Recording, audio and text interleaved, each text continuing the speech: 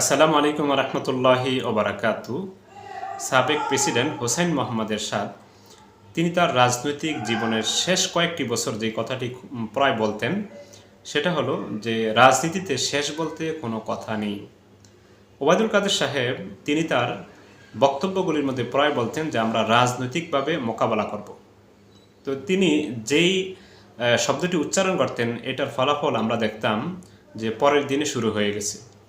হয়তো বিরোধী পক্ষের লোকদেরকে ধরে নিয়ে যেত পুলিশের মাধ্যমে, অথবা তাদের যে অঙ্গ সংগঠনগুলি আছে তারা তাদেরকে অর্থাৎ বিরোধী পক্ষকে মারপিট করে সরিয়ে দিত।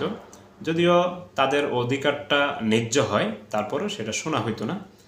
আবার দেখা গেছে যখন বিএনপি ক্ষমতায় ছিল তাদের মধ্যেও এই কাণ্ডগুলি আমরা দেখতে পেয়েছি। তো 90-এর পর থেকে নিয়ে আমরা দেখতে পেয়েছি যে দুটি দলেই তারা কখনো আছে কখনো নেই, এমনই চলছে। আর এই দুটি দলের মাধ্যমে আমরা দেখছি যে রাজনীতি মানে অপরকে দমন করা, যে কোনো পন্থায় ক্ষমতায় যাওয়া এবং মানুষের অধিকারকে হরণ করা।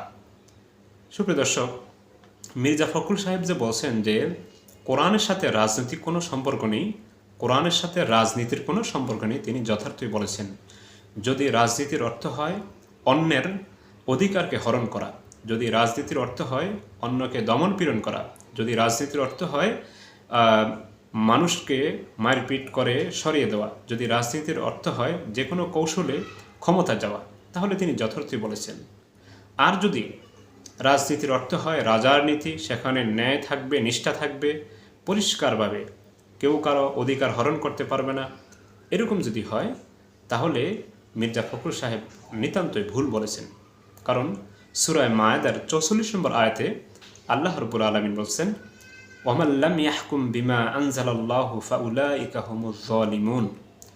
অর্থাৎ আল্লাহ রাব্বুল আলামিন যে বিধিবিধান, যে আইন অবতীর্ণ করছেন কিতাবের মাধ্যমে, সেগুলি দিয়ে যে বিচার কাজ করবে না, যারা বিচার কাজ করবে না তারাই হলো জালেম। সুপ্রিয় দর্শক, এই আয়াত দ্বারা আমরা বুঝতে পারি যে যদি আমার কর্তৃত্ব না থাকে, আমার ক্ষমতা না থাকে, তাহলে আমি বিচার কাজ কীভাবে করব?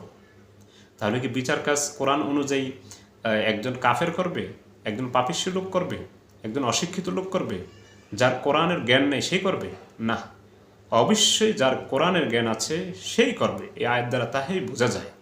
তাহলে মির্জা ফখরুল সাহেব যদি প্রথম অনুযায়ী যে আমি বক্তব্য দিয়েছি সে অনুযায়ী বলে থাকেন তাহলে যথার্থই ঠিক বলেছেন, যেটা কোরআন সমর্থন করে না এবং কোনো বিবেকবান ব্যক্তিরাও সমর্থন করে না।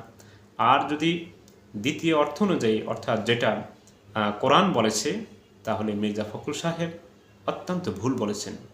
কোরআনের প্রচুর আয়াত রয়েছে রাজনীতি সম্পর্কে, বিচার কাজ সম্পর্কে এবং দেশ পরিচালনা সম্পর্কে, মানুষের মাঝে ন্যায় নিষ্ঠা প্রতিস্থাপন করা সম্পর্কে। সুপ্রিয় দর্শক, আশা করি বিষয়টি খুব সংক্ষিপ্ত আকারে বুঝতে পেরেছেন। আসসালামু আলাইকুম।